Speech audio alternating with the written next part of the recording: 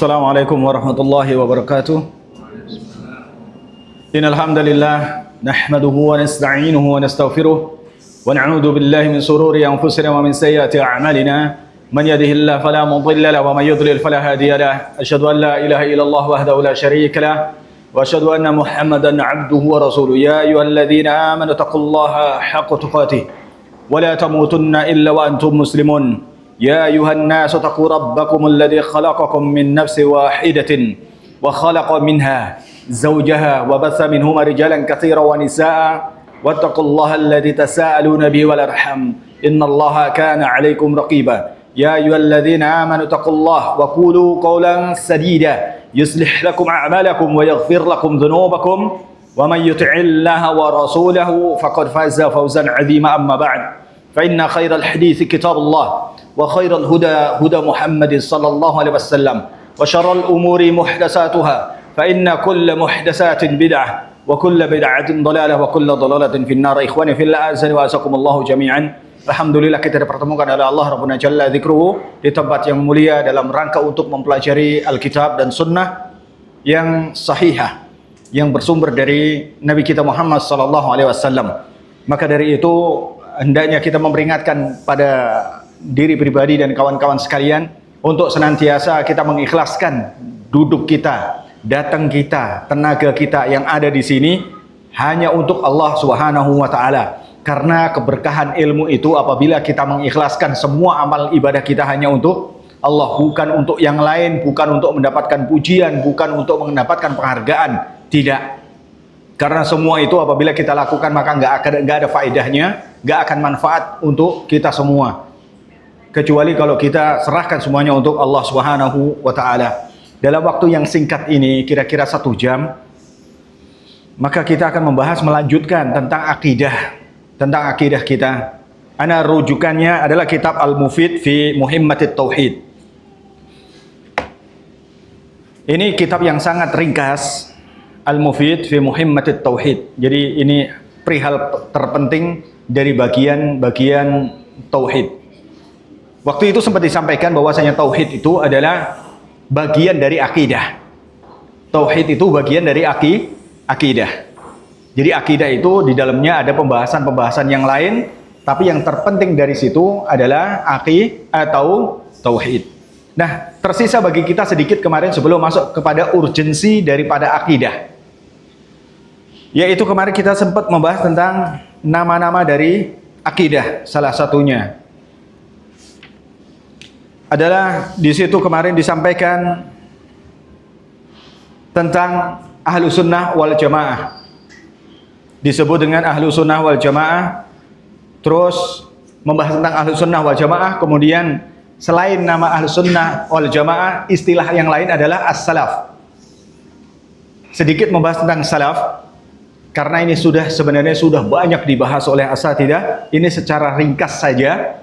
Apa itu yang dimaksud dengan as-salaf? As-salaf itu secara bahasa adalah yang terdahulu atau yang mendahului kita. As-salaf secara bahasa itu adalah yang mendahului kita atau yang terdahulu. Itu secara bahasa. Jadi artinya seperti apa? Artinya adalah orang-orang yang mendahului kita. Termasuk siapa di antaranya? Bapak kita, kakek kita, moyang kita. Itu orang-orang yang mendahului kita. Mereka bisa kita katakan itu salaf saya. Dalam sisi bahasa, artinya begitu. Sama halnya kalau kita mengucapkan sholat, as-sholatu. Sholat itu ada 2 makna. Yang pertama maknanya adalah doa. Kalau secara syariat, sholat itu apa artinya? Sebuah perbuatan khusus di waktu yang khusus yang dimulai dengan takbiratul ihram, kemudian diakhiri dengan salam. Itu namanya kalau kita sebutkan, ayo sholat yo, sudah waktunya tiba. Berarti orang tersebut sedang mengungkapkan istilah syariat. Oh, di dalam syariat kita ada istilah sholat. Apa itu? Yang tadi, sebuah perbuatan khusus di waktu khusus dengan bacaan khusus, diawali dengan takbiratul ihram dan diakhiri dengan sholat. Nggak mungkin, ayo sholat sudah waktunya tiba.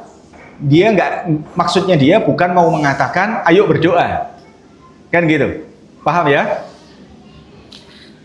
Begitu juga salaf, kalimat salaf itu adalah yang secara istilah itu ada 3 para ulama, kelompok ulama yang mentafsirkan atau menafsirkan kalimat salaf. Siapakah mereka? Yang pertama adalah annahum sahabah. As-salaf maksudnya orang yang terdahulu secara syariat. Yang pertama adalah as-sahabah faqat. Hanya khusus sahabat saja. Itu kelompok yang pertama. Kalau dikatakan as-salaf as-salih, orang-orang terdahulu yang baik. Baik dalam apa? Baik dalam agamanya, baik dalam akidahnya, baik dalam perbuatannya. Baik itu barometernya apa? Yang sesuai dengan Alkitab dan Sunnah. Karena semua orang akan mengatakan ini baik. Kan gitu ya? Itu yang pertama. Yang kedua adalah annahum as-sahabatu wat-tabi'un. Yang pertama, yang kedua adalah sahabat dan tabi'un. Sahabat itu siapa? Sahabat itu adalah orang yang hidup bersama Nabi, yang bertemu Nabi, yang beriman kepada Nabi, dan meninggal atau wafat dalam keadaan iman. Itu sahabat. Kalau berarti dia ngambil ilmu dari siapa? Dari Nabi kita Muhammad sallallahu alaihi wasallam. Adapun tabi'in atau tabi'un itu mengambil ilmu dari sahabat, tapi dia nggak ketemu dengan Nabi. Itu tabi'un. Terus itu kelompok yang kedua mengatakan yang namanya salaf itu adalah sahabat dan tabi'un. Terus kelompok yang ketiga annahum as-sahabah wat tabi'una wat tabi'una tabi'in. Itu yang ketiga. Siapa mereka? Sahabat, tabi'in dan tabi'ut tabi'in. Jadi kelompok yang ketiga. Yang pertama sahabat, muridnya Nabi. Yang kedua adalah tabi'un, muridnya para sahabat. Yang ketiga adalah tabi'ut tabi'in, muridnya daripada tabi'in. Nah, sebenarnya 3 kelompok para ulama yang mendefinisikan kalimat salaf as-salih ini tidak bertentangan. Semuanya benar. Kenapa? Pertama, mereka adalah direkomendasikan, ketiga-tiganya direkomendasikan oleh Al-Quran dan Sunnah. Ayat yang seperti ini banyak sekali. Surat Al-Baqarah 137. Fa in amanu bimithli amantum bihi faqad ihtadaw. Kata Allah Subhanahu wa taala. Surat Al-An'am 153. Hafal tidak? Mau ditulis? Atau ditulis ya. Surat apa tadi? Al-Baqarah 137. Coba nanti kalau ada koreksi silakan dikoreksi. Tidak masalah, silakan dikoreksi kalau ada kesalahan. Surat Al-Baqarah 137. Fa in amanu bimithli amantum bihi faqad ihtadaw.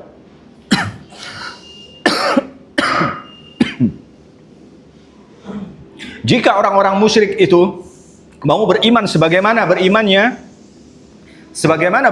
para sahabat, maka dia sungguh termasuk orang-orang yang mendapatkan petunjuk. Berarti dalam ayat ini barometer benarnya petunjuk atau tidak itu tergantung ngikutin para sahabat atau tidak. Gitu. Surat Al-An'am ayat 153 kalau nggak salah. Wa anna hada siratim mustaqimah fattabi'uhu wa la tattabi'u subul fatafarraqu bikum an sabilih. Ini juga menunjukkan wa anna hada siratim mustaqimah. Ini menunjukkan bahwasanya kita diminta untuk mengikuti jalannya para sahabat. Allah berfirman di situ menjelaskan, ini jalanku yang lurus. Ikutilah dia. Dan jangan mengikuti jalan-jalan yang lain. Saat itu ketika Nabi kita Muhammad SAW mengatakan demikian, yang terdapat di surat Al-An'am tadi, itu yang hadir para sahabat sebagai saksi dan mengikuti apa yang diajarkan oleh Nabi kita Muhammad SAW. Itu yang kedua. Berarti mereka lah yang berhak untuk kita ikutin. Yang ketiga, At-Taubah ayat 100. was-sabiqunal awwalun minal muhajirin wal ansar walladzina tabauhum bi ihsan. Nah, di sini menjelaskan dari 3 pendapat tadi yang dikatakan salafun as-salih. Was-sabiqunal awwalun, orang-orang yang pertama kali masuk Islam, terdiri dari 2 golongan, kaum muhajirin dan ansor. Ini nggak perlu dijelaskan karena sudah sering dijelaskan siapa itu muhajirin dan siapa itu ansor. Terus disusul yang setelahnya, siapa mereka? Walladzina tabauhum bi ihsan, orang-orang yang mengikuti muhajirin dan ansor dengan baik. Tabi'in dan tabi'ut tabi'in. Kalau enggak mau disebut tabi'in saja.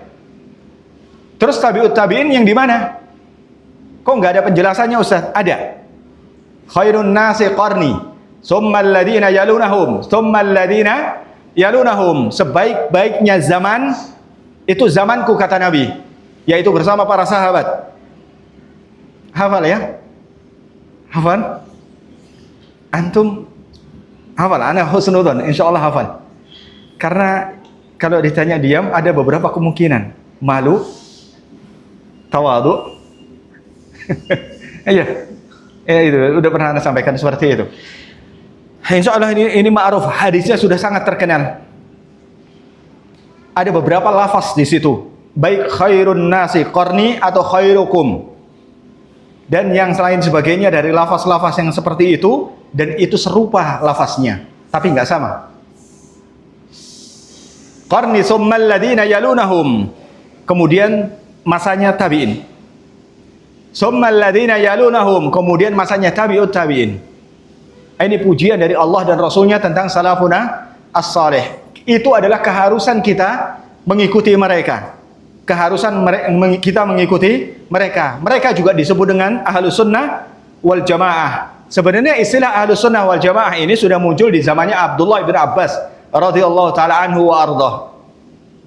Sudah muncul di zaman itu ahlus sunnah wal jamaah. Seperti itu. Waktu itu sempat dijelaskan secara singkat apa itu ahlus sunnah. Ahlus sunnah itu orang yang benar-benar senantiasa berpegang teguh dengan sunnah nabinya dengan pemahaman salafun as-salih. Salafun as-salih siapa? Yang tadi. Jadi semuanya punya korelasi. Semuanya punya korelasi atau hubungan. Yang namanya ahlus sunnah bukan cuma sekedar dakwahan semata. Bukan cuma sekedar pengakuan. Tetapi itu adalah bukti real bahwasanya seorang yang mengaku ahlus sunnah itu orang yang dimana dia senantiasa berpegang teguh dengan sunnah nabinya.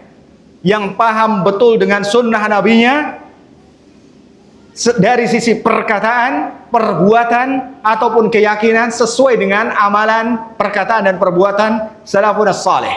Itulah ahlus sunnah wal jamaah. Adapun yang menyimpang dari itu hanya pengakuan semata. Siapapun bisa ngaku. Sebagaimana orang mau mengatakan saya adalah seorang copet yang terkenal. Pernah nyopet gak? Enggak. Maka copet-copet yang ahli akan mencibir dia. Ente bukan masuk golongan copet kami. Kalau kami adalah copet yang sudah profesional, misalnya begitu. Ente nyopet aja nggak pernah, kan gitu. Maka hanya pengakuan dia sebagai copet yang terkenal. Para ahli copet pun nggak mau mengakui dia. Akan gitu. Kamu harus diuji dulu nih. Kamu nyopet sebanyaknya. Gitu. Nah itu dalam dunia keburukan. Apalagi dunia kebaikan. Justru harus lebih diuji daripada mereka. Gitu. Bukan cuma sekedar ucapan atau dakwahan semata. Itu sekelumit tentang makna salafuna as-salih yang terkait dengan ahlu sunnah wal jamaah. Ahlu sunnah wal jamaah adalah orang yang senantiasa berpegang teguh dengan sunnah nabinya, memahami Alkitab dan sunnah sesuai dengan amalan yang diamalkan oleh salafuna salih. Seperti itu. Secara ringkas ahlu sunnah wal jamaah itu demikian. Walaupun mereka sendirian. Sebagaimana disampaikan oleh sahabat besar Abdullah ibnu Mas'ud. Al-jamaah ma wafaqa al-haq walau kunta wahdak. Jamaah itu apa-apa yang sesuai dengan kebenaran walaupun engkau sendirian. Kata Abdullah ibn Mas'ud radhiyallahu taala anhu warda. Jadi bukan harus berkelompok dan harus banyak, tidak. Namanya kebenaran itu adalah siapapun dia siapapun dia yang sesuai dengan kebenaran. Nah, kalimat kebenaran inilah yang wujuh, yang bisa diterjemahkan, ditafsirkan oleh siapa saja. Kebenaran, siapapun bisa mengaku saya benar, saya benar, saya benar. Jadi kebenaran itu barometernya apa? Apa yang dikerjakan oleh para sahabat dan difahami oleh salafun saleh setelahnya, termasuk tabi'in dan tabi'ut tabi'in. Kalau yang tidak, berarti adalah menyimpang, kan gitu. Jadi barometernya ada. Nah, katanya Abdullah bin Mas'ud saja mengatakan al-jamaah itu yang sesuai dengan kebenaran walaupun sendirian. Setiap orang akan mengatakan saya benar. Setiap orang akan mengatakan saya benar. Begitu. Tapi dikembalikan lagi, benar itu barometernya apa? Akan gitu. Kalau barometernya masing-masing, setiap orang akan mengatakan benar. Mana ada mengatakan yang salah. Begitu. Hatta orang yang menikam Umar juga mengatakan benar. Iya tidak? Yang mencaci maki Abu Bakar dan Umar pun juga mengatakan benar.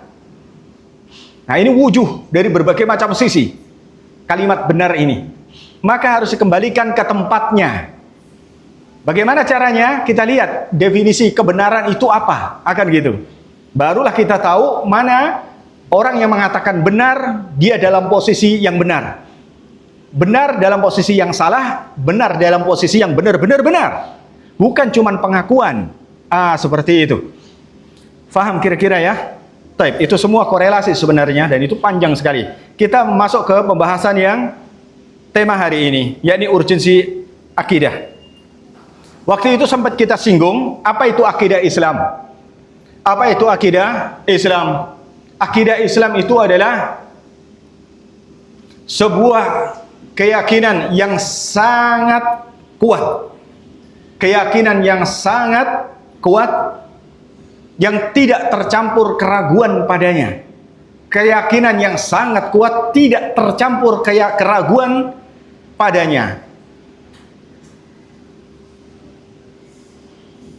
Yang meliputi ketaatan kepada Allah dan Rasulnya, beriman kepada Allah, ketaatan kepada Allah dan Rasulnya, beriman kepada Allah, kepada malaikat, kepada kitabnya. Maksudnya di sini iman, rukun iman. Dan perihal yang gaib, akidah Islamiyah, dan perihal yang gaib, ya termasuk dunia akhirat. Jadi keyakinan yang kuat, yang pasti, yang tidak ada keraguan padanya tentang hal yang tadi disebutkan. Itu akidah Islamiyah. Nah, ini sangat urgent, sangat penting, apalagi di masa kita di akhir zaman seperti ini. Banyak manusia yang meragukan tentang akidah al-Islam, sehingga membuat sebagian manusia ragu tentang Islam. Dan memang ini tujuannya. Ini jualannya siapa? Dagangannya siapa? Yahudi. Kalau kita sudah ragu dengan akidah kita, mereka akan masuk dengan sangat mudah ke dalam tubuh kaum muslimin. Akhirnya meracuni. Akhirnya mereka menyerang kaum Yahudi dengan senjata dari Yahudi. Mungkin menang? Hampir bisa dibilang tidak. Karena sudah disetting oleh mereka. Kita sudah punya senjata-senjata sendiri dari kaum muslimin, dari Allah Subhanahu wa taala, yang bisa dimanfaatkan oleh kaum muslimin. Yakni akidah yang kuat, ketaatan, ketakwaan kepada Allah Subhanahu wa taala. Gak akan bisa mengalahkan musuh-musuh Islam kecuali dengan keimanan. Gak akan. Dari mana kaum muslimin yang awal itu bisa mengalahkan Rum? Mereka adalah tentara yang terkuat saat itu, terbesar saat itu. Bagaimana mereka bisa tunduk dan takluk kepada al-Islam dengan keimanan para sahabat yang begitu tinggi? Maka Allah akan menurunkan bantuannya.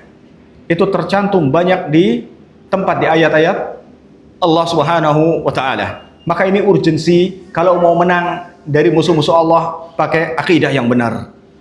Mau selamat dunia akhirat, pakai akidah yang benar. mau hidup bahagia, pakai akidah yang benar. Jadi bahagia itu barometernya apa? Seperti itu. Siapa yang nggak ingin bahagia? Bahagia, ikhwah. Semuanya perlu kebahagiaan. Cuman Islam sudah memiliki barometer yang sangat-sangat detail dan sangat-sangat bagus dalam menggapai kebahagiaan yang sebenar-benarnya bahagia. Bukan bahagia yang semu, bukan. Maka dengan akidah yang lurus, ya termasuk akidah tersebut adalah mengimani takdir. Mengimani takdir. Kalau sudah kita beriman kepada takdir, maka kebahagiaan akan muncul. Mustahil orang yang beriman dengan takdir dia nggak akan bahagia. Karena dia tahu bahwasanya semua yang ditentukan untuk dirinya sudah ditentukan oleh Allah. Yang terjadi ya seperti itu. Maka dulu di zaman Nabi juga ditanyakan, lantas kalau sudah ditentukan kenapa kita harus beramal? Kan gitu. Dulu sudah pernah saya singgung di tempat ini, seingat ana. Terus dijawab oleh Nabi, lakukanlah, semuanya dimudahkan untuk kalian. Iya tidak? Mengenai takdir. Kenapa lantas kalau kita sudah ditentukan surga dan neraka, ngapain ya Rasul, kita harus berusaha ini dan itu? Jawabannya dijawab oleh Rasulullah, lakukan saja. Semuanya sudah dimudahkan bagi kalian. Lakukan apa? Lakukan semuanya di jalan keimanan kepada Allah. Sekarang pertanyaannya, kalau dia pasrah saja, nggak melakukan apa yang diperintahkan, ya sudahlah, kalau surga, ntar neraka, toh sudah ditentukan. Pertanyaannya, apakah kita semua tahu kalau kita mau masuk jebur ke neraka ataupun surga? Tahu tidak? Tidak. Makanya itu Nabi kita memberikan kata kunci, lakukan saja, semuanya akan dimudahkan. Kalau memang nanti ditakdirkan jadi ahli neraka sudah ditentukan, ahli surga sudah ditentukan. Permasalahannya kita tidak tahu nanti kita masuk ke surga atau neraka. Makanya jangan nganggur. Artinya nganggur di sini ibadah. Salat, puasa, gitu. Artinya demikian. Bukan cuman rebahan, kalau nanti surga ya surga, neraka ya neraka, sudah tidur aja. Enggak demikian. Ini pemahaman yang keliru. Makanya dijelaskan sama Rasulullah Sallallahu Alaihi Wasallam, ya sudah kalau kayak gitu lakukan saja. Semuanya dipermudah. Kalau memang antum mau jadi nanti ditentukan sebagai ahlu surga, antum akan dimudahkan oleh Allah jalan menuju hal tersebut. Gitu. Jadi ini menafikan orang terlentang saja. Ini menafikan. Terlentang saja. Kalau dia paham perkataan Nabi kita Muhammad Sallallahu Alaihi Wasallam. Kalau nggak paham dia akan terlentang. Sudah cukup tidur. Surga, neraka, sudah beres. Ngapain pusing? Nah, ini orang nggak paham. Nah gitu. Justru kita diminta untuk berusaha.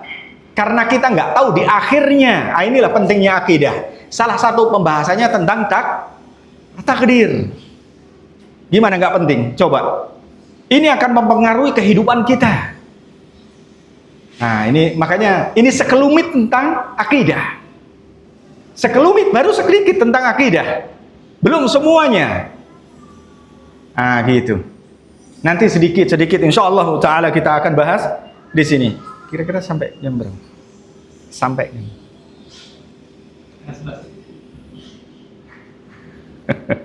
Baik. Nah, akidah, nama lain dari akidah adalah usuluddin. Akidah, nama lainnya adalah biasa disebut dengan usuluddin. Usul itu apa? Usul itu qawaid ataupun asas, pondasi. Itu namanya al-usul. Pondasi. Usuluddin berarti pondasi dari agama. Kenapa disebut dengan usuluddin? Karena agama tidak akan tegak. Kenapa disebut usuluddin? Karena agama itu tidak akan tegak kecuali dengan benarnya akidah. Faham sampai sini? Akidah itu biasa disebut dengan usuluddin. Kenapa disebut usuluddin sebagai pondasi di dalam agama? Karena agama tidak akan tegak kecuali dengan akidah yang benar. Dan akidah yang benar tidak akan tegak kecuali dengan tauhid. Jadi muaranya di mana? Di tauhid. Paham sampai sini? Ini ana ringkaskan secara ringkas dari kitab ini. Jadi Islamnya seseorang akan benar ketika dia mentauhidkan Allah. Islamnya seseorang akan lurus dengan tauhid. Ibadahnya seseorang, karena di dalam Islam itu isinya antara perintah dan larangan. Perintahnya adalah ibadah. Dan ibadah itu lurus dan diterima itu dengan tauhid. Seluruh ibadah tidak akan diterima kecuali apabila ibadah tersebut disertai dengan tauhid. Nah, inilah urgensinya akidah. Jadi amal kita sia-sia kalau tidak dengan akidah yang lurus. Dan di dalam akidah situ ada tauhid. Kalau tauhid kita ambruk semua amalan ibadah kita.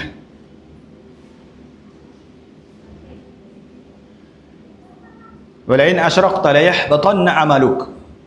Wahai Muhammad, jika engkau menyekutukan Allah, maka batal, hancurlah semuanya amalan engkau. Kapan? Lain asyrakta. Jika engkau, wa in asyrakta la yahbatanna amaluk. Jika engkau menyekutukan Allah, maka di situ sebagai barometer benar atau tidaknya Islam seseorang. Lain asyrakta la yahbatanna. Sungguh kalau engkau itu menyekutukan Allah, maka benar-benar akan hancur. Itu namanya ibadah, amalan. Amalan itu berbagai macam bentuk. Amalan lisan, amalan hati, dan amalan anggota badan. Di situ disebutkan la yahbatanna amaluk. Sungguh akan batal, hancur amalmu. Amal apa? Amal lisan, amal hati, dan amalan anggota badan. Amalan lisan apa? Zikir, bacaan Quran. Itu semua tidak manfaat ketika dia menyekutukan Allah. Yang ngomong siapa? Allah. Amalan hati, kita yakin, kita cinta sama Allah, kita ini dan gitu dan seterusnya. Kita mencintai kaum mukminin setinggi-tingginya. Kita mencintai Nabi kita sampai kayak apa bentuknya. Tetap itu semua akan batal. Dengan apa? Dengan menyekutukan Allah, dengan kesyirikan. Nah ini makanya, ini bahaya sekali. Ini akidah. Dan ini sudah mulai dikesampingkan oleh sebagian kaum mukminin, kaum muslimin. Makanya ini urgensinya kita belajar akidah, mulai dari dasar, mulai dari nol. Bagaimana menyekutukannya? Yakni dia beribadah. Bagaimana menyekutukan Allah di dalam peribadatan? Ini udah sering kita sampaikan. Terus cara menyekutukannya bagaimana? Kan gitu. Orang kita ibadah sama Allah, kok masa menyekutukan Allah? Kan gitu. Karena ini kita lihat pentingnya menjelaskan, waktu itu dijelaskan, sebagian gak hadir, sebagian hadir. Maka dijelaskan sekalian bagaimana menyekutukan Allah sedangkan kita beribadah kepada Allah. Kan gitu. Menyekutukannya adalah dengan cara kita menyembah Allah, berdoa kepada Allah, sujud kepada Allah, tetapi bersamaan dengan itu kita doa juga kepada yang lain selain Allah, sujud juga kepada selain Allah, tawakal kita serahkan juga kepada selain Allah, dan seterusnya dari berbagai macam bentuk ibadah. Itu namanya menyekutukan Allah. Maka ini sebagian kaum muslimin pun juga kurang memahaminya. Yang namanya tidak menyekutukan di dalam akidah kita, yang penting kita cukup menyembah Allah saja. Yang penting kita menyembah Allah saja kan? Menyembah Allah gitu maksudnya. Adapun menyembah yang lain ya tidak menyekutukan. Yang penting kita masih nyembah Allah. Nah, itu kurang tepat. Gitu. Faham ya? Ini akidah yang sangat agung sekali. Yani aqidatut tauhid. Jadi nggak ada pintu lain kecuali dari pintu ini, pintu tauhid. Nggak ada pintu lain. Apabila dia mencari pintu yang lain dari hal tersebut, maka dia masuk kepada pintu kesyirikan. Bahasanya demikian. Fala madkhal ila hada din illa min babit tauhid. Tidak ada pintu yang lain kecuali dari pintunya tauhid. Enggak ada jalan lain kecuali dari pintu tauhid. Wa man yuridu an yadkhulahu la yajidu lahu baban tanfuduhu minhu siwa babit tauhid. Falau dakhala ahadan min ghairi hadzal bab fa innahu tanfudu ila dinin akhar ghairu dinil Islam. Kalau masuk dari arah pintu selain pintu tauhid, maka dia akan mencari agama yang lain. Karena Islam itu mulai dari dahulu, dari para nabi-nabi sebelumnya, para rasul sebelumnya, itu semuanya agama Islam. Terus syirik itu muncul baru belakangan. Artinya belakangan begini, ikhwan. Pada dasarnya Al-Islam itu mulai dari para nabi-nabi yang terdahulu sampai Nabi kita Muhammad SAW, itu semuanya mentauhidkan Allah. Terus kemudian muncul yang namanya kesyirikan, bukan dibalik. Yang muncul duluan adalah syirik, kemudian turun Islam. Tidak, ini pemahaman yang kurang tepat. Pemahaman yang benar adalah Islam dahulu mulai dari para nabi dan rasul yang terdahulu, maka muncullah di tengah-tengahnya adalah kesyirikan, penyelewengan terhadap penghambaan diri kepada Allah. Paham konsepnya? Maka baru muncul yang namanya kesyirikan setelah tauhid. Maka mana yang harus dipegang? Jelas yang terdahulu. Karena muncul dahulu tauhid, kemudian kesyirikan. Bukan dibalik, muncul kesyirikan, habis itu diturunkan al-Islam. Tidak. Apakah ada yang memahami demikian? Ada. Ini kita nggak perlu membicarakan manusia lain, tapi pemahamannya yang tepat demikian. Buktinya ketika Nabi Nuh. Kenapa diutus? Karena terjadi penyelewengan. Dan sebelumnya Nabi Adam alaihissalam diutus. Terus Nabi seterusnya. Habis itu muncullah seperti itu. Awalnya masih tauhid sampai Nabi siapa? Nuh. Maka diminta untuk kembali kepada tauhid. Berarti itu al-Islam duluan. Baru muncullah kesyirikan. Maka diminta untuk kembali kepada al-Islam. Gitu. Faham konsepnya ya? Maka Allah Subhanahu wa taala di dalam surat Ali Imran pun menjelaskan di ayat ke-85, wa may yattaqi ghairal islami dinan falan yuqbala minhu fa huwa fil akhirati minal khasirin wa huwa fil akhirati minal khasirin. Wa may yattaqi ghairal islami dinan, barang siapa yang mencari agama selain Islam, terus fala yuqbala minhu, maka tidak akan diterima. Wa huwa fil akhirati minal khasirin. Mencari agama yang lain berarti agama yang tidak menyembah khusus kepada Allah saja. Karena Islam itu adalah apa? Islam itu apa dah? Apa ikhwah? Istislamu lillahi bitauhid wal inqiyadu lahu bit ta'ah wal bara'atu minasyirki wa ahli. Ini di kitab apa? Kitab tauhid. Lebih tepatnya yang lebih tipis kitabnya. Didefinisikan tentang hal tersebut. Apa? Al-usul as-salasah. Apa itu Islam? Al-islamu al-istislamu lillahi bitauhid. Kita berserah diri kepada Allah dengan cara mentauhidkannya. Wal inqiyadul lahu bitta'ah. Apa? Ketundukan kepada Allah dengan cara mentaatinya. Kalau tunduk berarti taat. Kalau nggak taat berarti nggak tunduk. Kan gitu. Mafhum mukhalafahnya demikian. Terus wal bara'atu minasyirki wa ahli, berlepas diri dari kesyirikan dan para pelaku kesyirikan. Itulah Islam. Islam itu kita menyerahkan diri kepada Allah dengan mentauhidkannya, tunduk dan taat. Kemudian berlepas diri dari kesyirikan. Dan inilah yang dilakukan oleh Nabi Allah Khalilullah, Nabi Ibrahim alaihi salam. Faham di sini? Berarti kalau orang kata Allah Rabbuna Jalla dzikruhu wa may yabtaghi ghairal islami dinan fala yuqbala minhu. Barang siapa yang mencari agama selain agama Islam, maka tidak akan diterima. Agama Islam itu bagaimana? Agama tauhid. Agamanya seluruh para nabi dan rasul. Maka dia kalau mencari agama selain Islam tidak akan diterima. Tidak akan diterima. Berarti kalau agama yang lain bagaimana?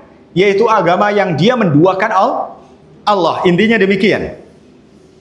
Karena Islam itu adalah agama tauhid. Kalau agama yang lain nggak diterima. Kenapa? Karena dia menduakan Allah. Jangan kata Allah, antum saja sebagai manusia, kita sebagai manusia yang penuh dengan kekurangan diduakan, mau tidak? Apalagi Allah yang penuh dengan kesempurnaan. Kan gitu. Kita aja kalau diduakan mau tidak? Kamu mendua. Gitu. Iya tidak? Enggak mendua, mentiga. Baik. Ya ikhwah. Tadi dibahas penting tentang kesyirikan.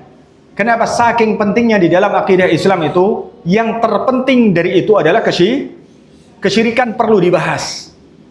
Karena orang yang terjerumus dalam kesyirikan, mau keyakinannya seperti apapun, dia akan batal semuanya.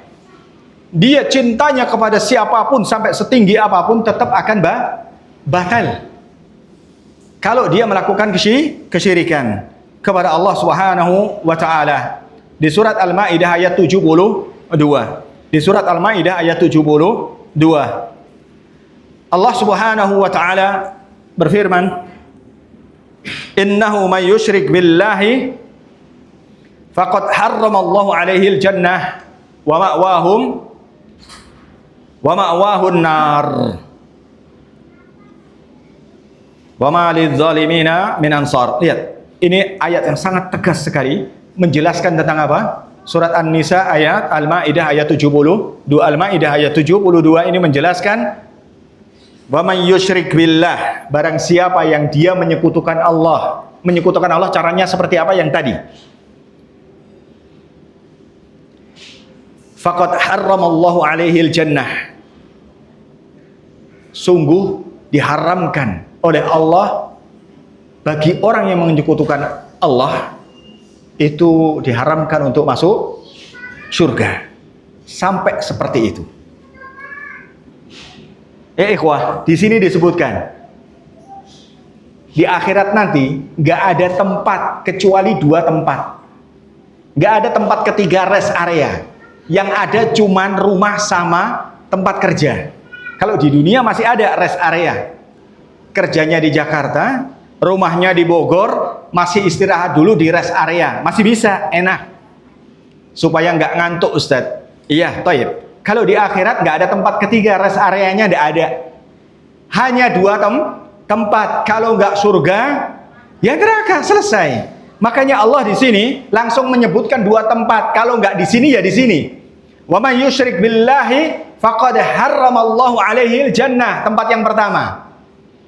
Maka orang yang menyekutukan Allah, haram baginya dimasukkan ke jannah. Kalau haram di jannah berarti kemana? Wa ma'wahun nar, maka tempatnya di neraka. Jadi tempatnya cuma 2. Kalau nggak surga ya neraka. Nyari rest area nggak ketemu. Gitu. Wa ma lidzalimina min ansar. Bagi orang-orang yang zalim, nggak ada penolong. Nah, ini definisi orang yang melakukan persekutuan terhadap Allah di dalam ibadahnya, disebut orang zalim. Di sini Allah di surat Al-Maidah ayat 72 juga menyebutkan definisi syirik. Itu perbuatan zalim. Buktinya Allah mengatakan, "Li wa ma lidzalimina min ansar. Tidak ada bagi orang zalim itu seorang penolong pun, nggak ada yang menolongnya bagi orang yang zalim. Jadi orang yang zalim itu orang yang bagaimana? Orang yang menyekutukan Allah. Gitu. Jadi zalim itu bukan definisi sebagaimana yang kita pahami. Secara bahasa, zalim itu apa? Zalim? Aniaya. Itu sesuai dengan bahasa kita. Zalim, berbuat zalim itu berarti lawan dari adil. Tidak adil. Iya tidak? Berarti kalau adil itu apa? Kalau zalim itu apa? Apa zalim? Secara istilah bahasanya, menempatkan segala sesuatu bukan pada tempatnya. Iya tidak?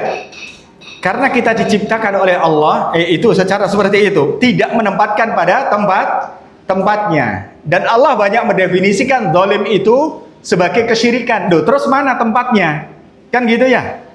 Kan tadi definisinya adalah menempatkan segala sesuatu bukan pada tempatnya. Kok syirik dikatakan sebagai perbuatan zalim? Terus yang mana yang gak sesuai dengan tempat? Kan gitu. Paham tidak? Paham ya? Antum bengongnya paham?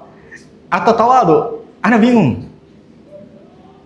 Sama Ustaz, Ana juga bingung. Jadi gini lah ya kawan-kawan sekalian. Namanya zalim itu adalah menempatkan segala sesuatu bukan pada tempatnya. Tapi Allah menggunakan kalimat zalim sebagai pengungkapan kesyirikan. Syirik itu zalim. Gitu. Terus mana letak definisi bahwasanya syirik itu bukan menempatkan sesuatu pada tempatnya? Mana? Karena tempatnya yang benar, surat Az-Zariyat 56, tempatnya yang benar itu. Wa ma khalaqtul jinna wal insa illa liya'budun. Tidaklah aku ciptakan jin dan manusia kecuali untuk beribadah kepadaku. Liya'buduni, aslinya begitu. Dia. Aslinya yang enggak zalim, yang menempatkan pada tempatnya adalah kita beribadah. Tapi kemudian muncullah perbuatan yang zalim, yang tidak menempatkan sesuatu pada tempatnya. Maka disebut zalim. Paham kawan-kawan? Makanya Allah menggunakan kalimat zalim karena nggak tepat tempatnya. Karena tempat yang tepat adalah kita mengibadahi Allah saja. Begitu. Makanya nggak salah kalau Allah mengatakan zalim. Sebagaimana nasihat Luqman kepada anaknya juga demikian. Inna syirka la zulmun azim. Lihat, nggak ada yang bertentangan kawan-kawan sekalian, nggak ada. Allah ini kok menyebut zalim? Ya memang nggak bertentangan karena memang menempatkan nggak sesuai dengan tempat yang telah ditetapkan. Maka disebut zalim. Karena tempat yang sesuai ibadah hanya khusus untuk Allah. Nah, nanti kalau ada pertanyaan dari kawan-kawan kita yang kurang memahami yang seperti ini, antum bisa jelaskan. Begitu. Paham kawan-kawan? Baik.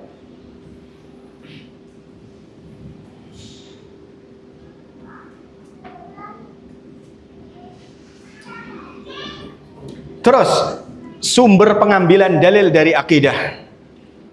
Sumbernya ada dua, Alkitab dan Sunnah. Fal aqidatul islamiyyatu laha masdarani faqat. Akidah Islam itu punya sumber cuma dua. Alkitab, kitabullahi wa ma sahha min sunnati Rasulillah sallallahu alaihi wasallam. Kitabullah Al-Qur'an dan as-sunnah as-sahihah. Sunnah yang sahih. Kenapa harus sunnah yang sahih? Karena banyak penyelewengan dari sunnah-sunnah Nabi kita Muhammad sallallahu alaihi wasallam. Banyak penyelewengan dari sunnah-sunnah Nabi kita Muhammad sallallahu alaihi wasallam. padahal bukan akidah mereka, bukan akidahnya kaum salafun as-salih. Terus kemudian mereka menganggap ini adalah sebagian akidah kaum salafun as-salih, dan ternyata yang dibawakan adalah hadis-hadis yang dhaif ataupun asar-asar yang mungkin palsu dan seterusnya, atau dhaif jiddan. Ini sudah dibahas banyak sekali oleh para ulama kita dari zaman dahulu hingga hari ini, tapi masih muncul aja orang yang memanfaatkan hadis-hadis dhaif untuk keperluan apa? Keperluan duniawi. Keperluan duniawi.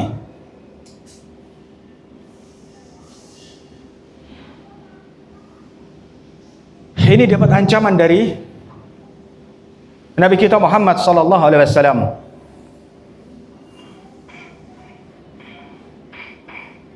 Barang siapa yang dia menyengaja memalsukan atau menggunakan namanya, maka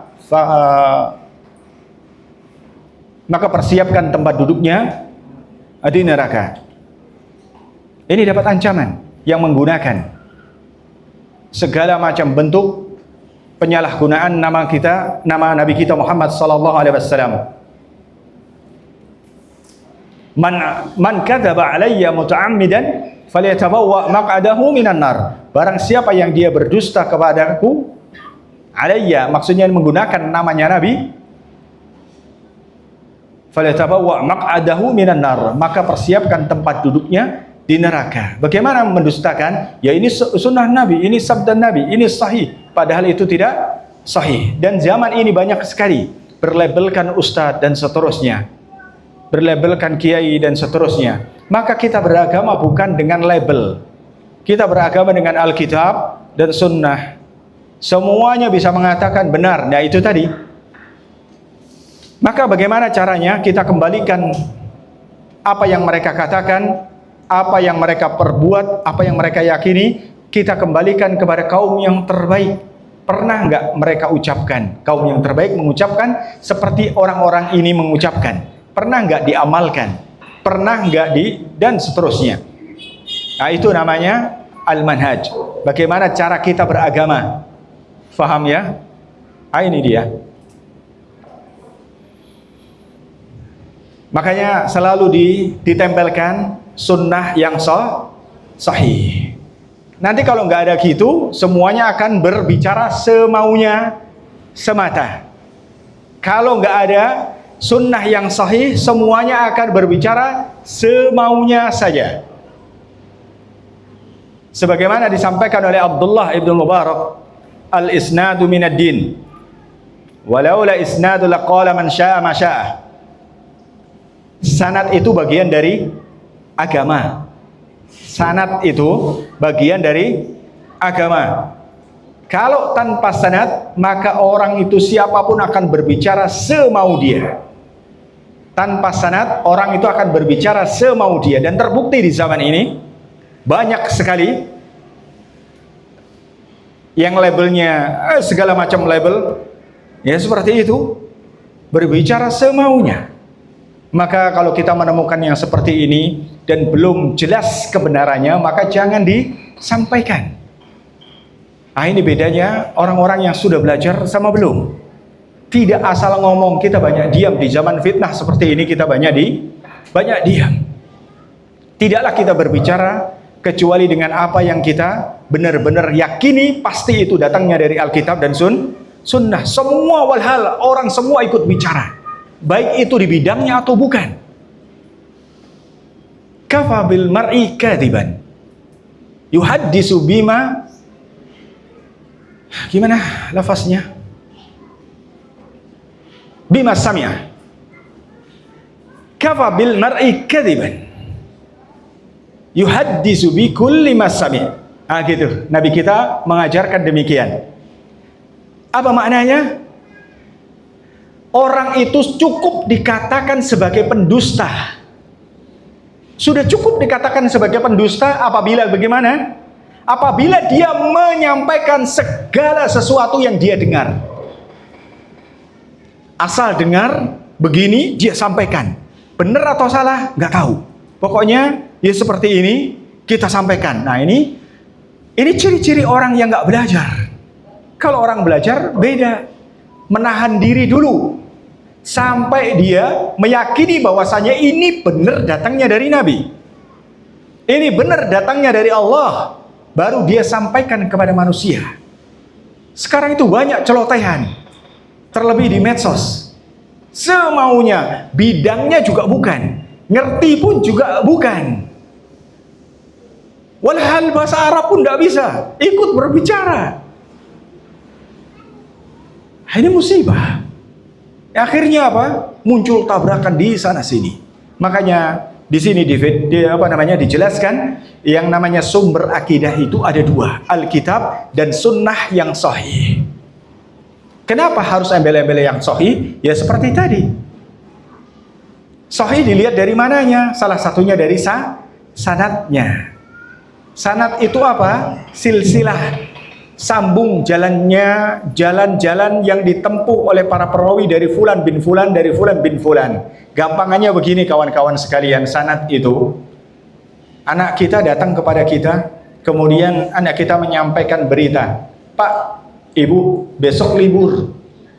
Ah, libur? Kan bukan tanggal merah. Kamu dapat info dari mana? Dari A. A dari mana? Si B. Si B dari mana? Si C. Si C dari mana? Wali kelas. Wali kelas dari mana? Dari kepala sekolah. Ah, kita cek dulu tuh. A, B, C itu orang terpercaya atau tidak? Ah, gitu. Ternyata si B ini tukang dusta. Mengatasnamakan C. C katanya dari wali kelas. Nah, dari sini sudah gugur tentang keabsahan informasi tersebut. Itulah namanya sanad. Faham ya?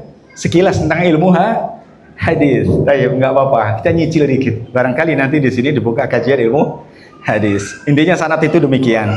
Jadi silsilah rawi menyambung sampai Rasulullah Sallallahu Alaihi Wasallam. Kalau mauquf itu dari para sahabat, ridwanullah alaihim jami'an dan seterusnya. Taib.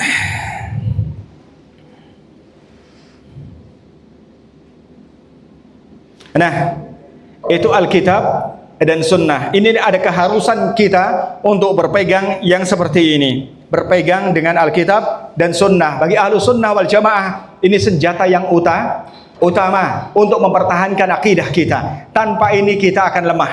Tanpa ini kita akan lemah. Ana nggak bacakan semuanya. Terus, lantas bagaimana kedudukan akal, Ustaz? Nah, itu dia. Kalau Alkitab dan Sunnah saja, lantas kedudukan akal bagaimana? Manzilatul aqli wa majalatuhu fil Islam.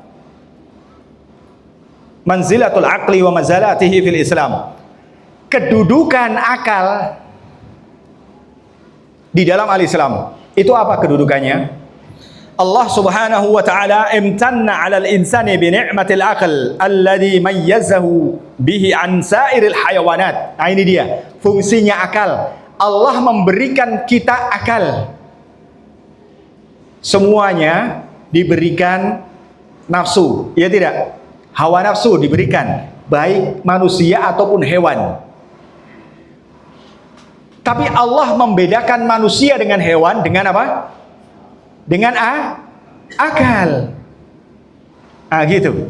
Maka di sini dijelaskan Allah memberikan kenikmatan karunia yang sangat besar ini dengan akal. Kenapa? Karena dengan hal tersebut Allah membedakan, memberikan keistimewaan kepada manusia dengan akal daripada hewan. Nah, itu dia. Wa hadhihi ni'matu hiya allati tarfa'u sahibuha ila mustawa at-takalifi syar'iyyati al-ilahiyyah. Maka dengan akal itulah Allah mengangkat derajat manusia. Allah mengangkat derajat manusia, tentunya ini yang berakal dan menggunakan akalnya yang sahih. Maka Allah memberikan beban syariat. Nah, itu dia. Maka diangkat kita. Jadi pada dasarnya ikhwah, ibadah, taklif, pembebanan syariat itu akan mengangkat derajat kita. Seperti itu. Dan yang perlu diketahui, supaya namanya ibadah itu ringan, Yang perlu digarisbawahi dari ibadah itu adalah itu kebutuhan kita. Ibadah itu kebutuhan, bukan cuman sekedar perintah. Memang itu perintah. Hakikatnya perintah itu adalah kebutuhan kita. Kenapa demikian kawan-kawan sekalian? Kita butuh ibadah. Antum satu provinsi nggak ibadah, satu negara nggak ibadah, nggak akan berkurang sedikit pun kekuasaan Allah. Nggak akan. Atau sebaliknya, semua satu negeri ibadah, kalau tadi nggak ibadah, nggak akan berkurang juga walaupun ibadah semuanya, atau nggak akan bertambah kemuliaan ataupun kekuasaan Allah. Jadi antum mau ibadah, mau tidak ibadah, kemuliaan Allah pun nggak akan berkurang atau bertambah, karena ibadah itu adalah kebutuhan kita. Begitu. Jadi kalau ibadahnya masih disuruh, ini sebenarnya salah. Kita yang butuh Allah. Kita mau nggak ibadah, Allah ya tetap Rabb kita. Lah kalau kita nggak ibadah, ya sudahlah, ya saya mutung lah, saya marah itu. Apa? Di sini mudung apa? Ngambek itu apa kalau di sini? Pundung, bukan mundung ya, pundung. Nah, saya ini pundung lah, nggak mau ibadah lagi lah. Lah, memang yang rugi siapa? Yang rugi bukan antum, bukan Allah, ya kita yang rugi. Kita ngambek nggak mau ibadah. Kalau saya dikasih rezeki cuman seperti ini saja, saya pundung lah, pokoknya nggak mau ibadah. La haula wala quwata illa billah. Ente mau ibadah nggak ibadah, ya Allah tetap jadi Rabb kita yang menguasai langit dan bumi. Nah ente kalau ibadah dapat semuanya. Kalau nggak ibadah ya sudah wassalam. Nah gitu. Nah itu adalah kedudukan akal. Makanya akal itu untuk berpikir seperti itu. Wa hadhihi ni'mah hiya allati tarfa'u. Jadi namanya akal itu untuk mengangkat derajat manusia dengan bukti apa? Allah memberikan beban syariat. Walaysa sammat aqidat taqumu ala ihtiramil aql al-insani wa takrimihi wal i'timadi alaihi fi fahmi nusus kal aqidatil islamiyah. Nah, ini penjelasannya sangat bagus sekali. Kemuliaan bagi agama Islam. Apa itu? Tidak ada di sana akidah agama yang lain yang memuliakan akal, kecuali akidah Islam. Kecuali akidah Islam. Wah, antum itu kaum tekstual, gitu. Kaum tekstual, kadang dituduh demikian, sehingga nggak menggunakan akal. Nah, yang nggak menggunakan akal siapa? Maka ini keliru omongan seperti ini. Maka akidah Islam yang benar justru dia mengagungkan akal. Kenapa? Karena di dalam Al-Quran itu banyak disinggung tentang akal. Contohnya, afala tatadabbarun. Tadabbur itu dengan apa? Dengan akal. Tafakkur. Afala ta'qilun. Apakah mereka tidak berakal? Ini tanda-tanda akidah Islam itu adalah akidah yang mengutamakan akal juga. Begitu, bukan mengesampingkan akal. Walakin lamma kana lil uqul fi idraki haddu tantahi ilaihi la tajjahu wa lam yaj'alullahu laha sabilan ila al idraki fi kulli matlubin falam yaj'al li hadha sabilan la idraki aghlab masail i'tiqad illa la yumkinu lil uqul an tastaqillu bi ma'rifatiha laula maji' wal wahyi biha. Intinya beliau ingin mengatakan akal itu fungsinya untuk menegaskan wahyu, untuk memahami wahyu. Bukan, jadi fungsinya akal itu begini loh kawan-kawan sekalian. Fungsinya akal itu untuk memahami wahyu. Gitu. Untuk memahami wahyu. Jadi akal itu ada fungsinya. Wahyu tadi apa? Alkitab dan sunnah. Jadi akal itu bertentangan dengan wahyu atau tidak? Nah, ini dijelaskan oleh Syekhul Islam Ibnu Taimiyah dalam Majmu' Fatawa. Hal yata'arrud al-aqlu sahih as-salim min syubuhatil al-ahwa. Apakah bertentangan akal yang sahih, akal yang selamat? Akal yang sahih itu yang bagaimana? Yang dia itu selamat dari syubuhat hawa nafsu. Itu namanya akal yang sahih. Ma'an nassi as-sahihi as-sarih. Dengan nas yang sharih yang benar. Apakah bertentangan akal yang selamat dengan nas yang sahih? Apakah itu bertentangan? Maka dijelaskan wal jawabu ta'arudin nassi sharih minal kutabi was sunnah ma'al akal sahih ghairu mutasawwir. Aslan, beliau menjelaskan kalau ada pertentangan antara akal dengan nas yang sahih, itu tidak tergambar di dalam diri seseorang. Sama sekali tidak tergambar. Bagaimana akal yang sahih itu bertentangan dengan nas yang sahih? Tidak. Bal huwa mustahil. Ini bahkan nggak mungkin. Nggak mungkin namanya akal yang sehat itu bertentangan dengan nas yang sahih. Ini nggak mungkin. Faidatu ima at-ta'arud bisababi adami fahmi lil naql. Nah, ini dia sebabnya. Kalau dirasakan, kalau disangka sama seseorang bahwasanya bertentangan dengan nas, ini masalahnya bukan ada di nas ataupun akal, tetapi pemahaman dia terhadap nas. Kalau akalnya benar, dia mau terima nas. Tapi kalau seolah-olah itu bertentangan, berarti yang bertentangan itu karena ada faktor pemahaman dia terhadap nas kurang paham. Contohnya apa? Contohnya ubudullaha hatta ya'tiyaka al-yakin. Sembahlah Allah sampai datang keyakinan. Sampai datang keyakinan. Nah, akal dia nggak sampai. Yang penting yakin di dalam hati, sembahlah Allah sampai datang keyakinan kepadamu. Insya Allah surat cinta udah banyak sekali, kurang 10 menit. Intinya ikhwah, sebagian orang meyakini kalau yang namanya yakin di situ adalah keyakinan dalam hati. Yang penting kita sudah yakin maka nggak perlu ibadah. Padahal ahli tafsir semuanya mentafsirkan yang namanya al-yakin di situ adalah kematian. Sembahlah Allah sampai datang kematian kepadamu. Kalau ditafsirkan sesuai dengan akal kita maka pun nggak nyampe. Terus keyakinan tentang apa?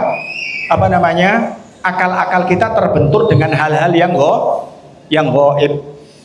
Tentang kematian, nikmat kubur ataupun azab kubur dan seterusnya. Saya rasa cukup sampai sini saja. Kita ada sedikit pertanyaan. Nanti yang nggak bisa saya buat jadikan PR. Alhamdulillah.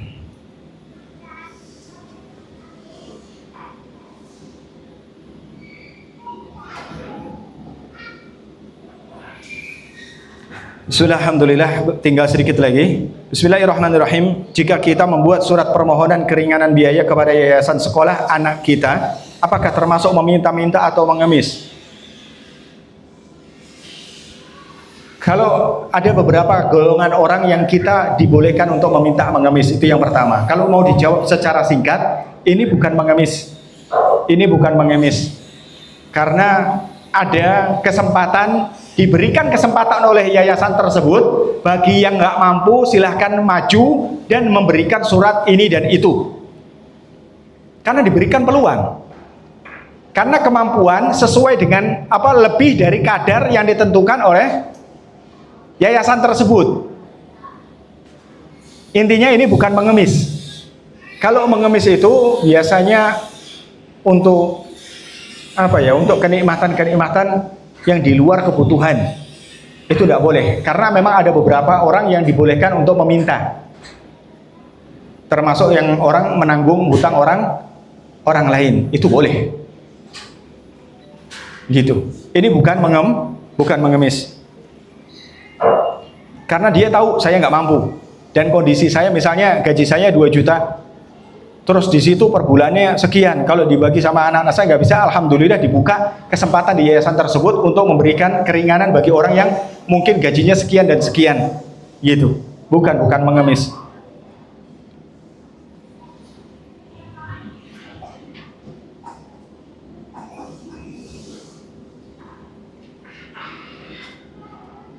Ini dia.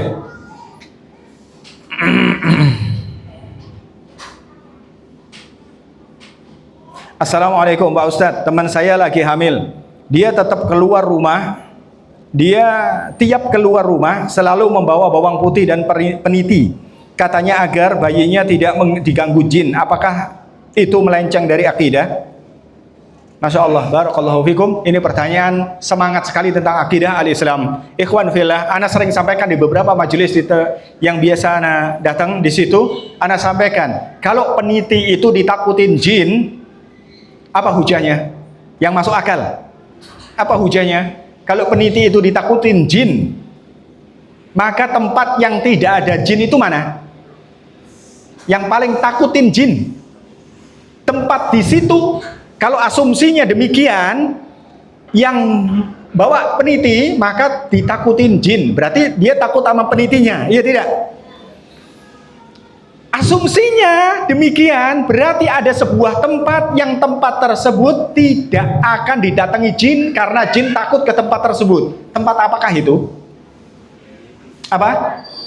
Pabrik peniti. Iya tidak? Karena di sana banyak peniti. Buktinya koruptor juga banyak di sana. Ayah tidak? Dihasut sama jin. Udah senggol aja dikit, pulang lumayan dapat Alphard kan gitu. Gitu. Buktinya banyak jin di sana juga. Iya tidak? Ini pakai akal. Ini tidak benar. Tidak sesuai dengan akidah al-Islam. Peniti sama apa tadi? Bawang putih apa faedahnya? Memang dia Dracula film-film itu. Lah itu juga buatan orang-orang Eropa, Dracula inilah. Semua pada hakikatnya namanya jin. Mau kuntilanak kayak, mau apa kayak namanya, itu tetap sama namanya jin. Cuman beda bentuk supaya manusia terkecoh. Itu aja. Jangan terkecoh, itu jin tetap sama namanya. Nah, ini tidak benar. Bawang putih kasih istrinya enak buat masak.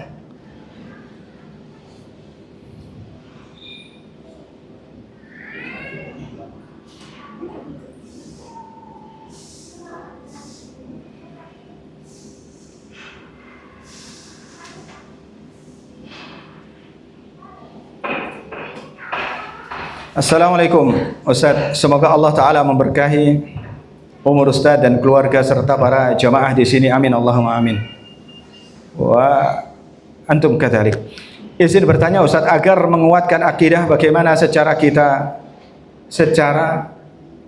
wanita. Nah, ini bahasanya sekarang ini. Secara kita wanita lemah ketika ada masalah dikit.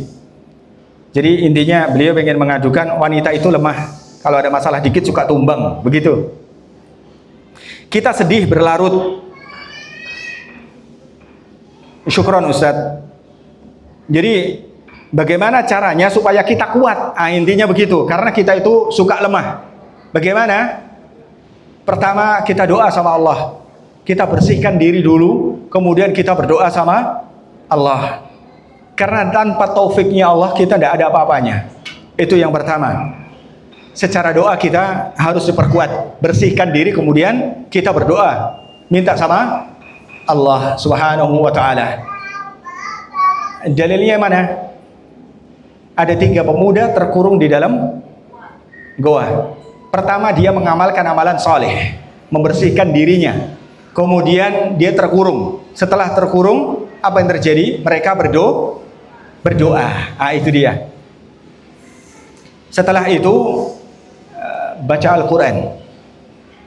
Baca Al-Quran. Dalil yang seperti ini banyak sekali di dalam Al-Quran, bahwasanya itu akan menenangkan jiwa.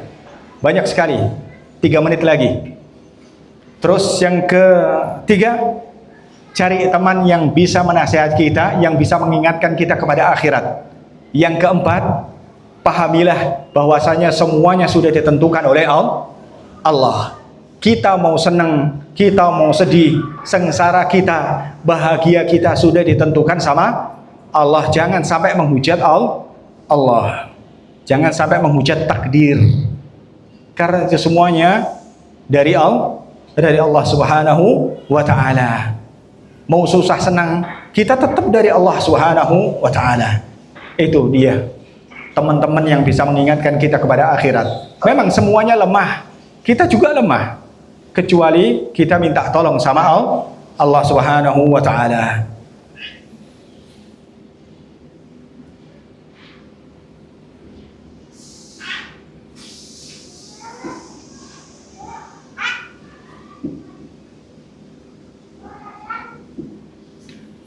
Nah, ini berkaitan dengan Ramadan.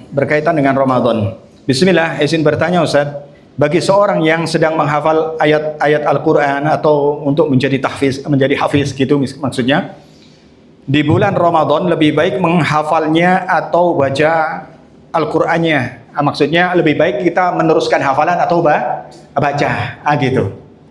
Sebenarnya nggak bertentangan kawan-kawan sekalian, sebenarnya nggak bertentangan. Memang kita diperintahkan untuk memperbanyak bacaan, karena 1 huruf diganjar dengan 10, apalagi di bulan Ramadan, kan begitu. Dua-duanya sebenarnya nggak jelek sebenarnya, dua-duanya bagus. Bisa dijamak, itu jauh lebih bagus. Tidak masalah sebenarnya. Mana yang lebih baik? Kita banyakin baca Al-Quran. Ketika pas baca Al-Quran kita lelah, habis itu murojaah sedikit, habis itu kita baca lagi dan seterusnya. Seperti itu sebenarnya nggak bertentangan. Ini sama saja dengan nikah atau kerja. Nikah atau kerja dulu. Sebenarnya nggak bertentangan. Nikah sambil kerja juga bisa. Kerja sambil nikah juga bisa. Atau kuliah sambil nikah sambil kerja juga bisa. Seperti itu. Kalau 1 atau 2 nggak tahu saya. Yang baik yang mana nanti aja itu. Tidak paham saya. Nanti ditanyakan kepada Ustadz.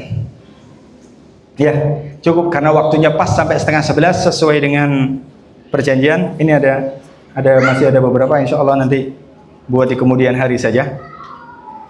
Kita cukupkan sampai sini ya. Cukup ya. Taib. Subhanakallahumma bihamdika asyhadu an la ilaha illa anta wa astaghfiruka wa atubu ilaik. Wassalamualaikum warahmatullahi wabarakatuh.